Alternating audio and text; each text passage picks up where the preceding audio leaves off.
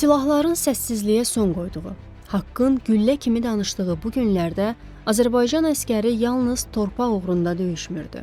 O, yurdun şərəfi, xalqın gələcəyi, şəhidlərin ruhu üçün vuruşurdu. Antiterror əməliyyatları tariximizə qızıl hərflərlə yazılan yeni bir qələbə dastanıdır. Bu qələbəni bizə yaşadan qəhrəman hərbiçilərimizdən biri də baş leytenant Qasımov İbrahim Malik Əjdaroğludur. O 1992-ci il yanvar ayının 29-da Naxçıvan şəhərində anadan olub.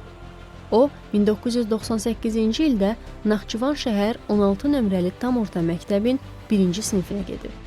2009-cu ildə həmin məktəbi bitirdikdən sonra Azərbaycan Kooperasiya Universitetinə daxil olub. Torpaqlarımızın işğal altında olması ilə barışmayan İbrahim qəti qərarını verir. Hərbiçi olacaqdı.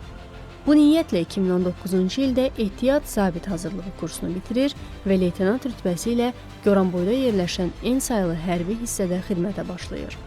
2020-ci ilin 27 sentyabrında başlanan Vətən müharibəsində böyük qəhrəmanlıq göstərən leytenant İbrahim Qasımov Suqovuşanın azad olunmasına görə medalı ilə təltif edilir.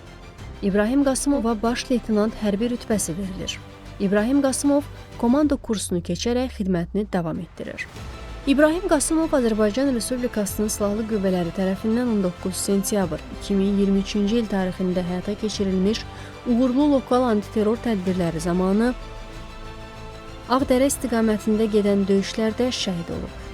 O, təntənəli mərasimlə Naxçıvan Şəhidlər Xiyabanında dəfn edilib. Ailəli idi.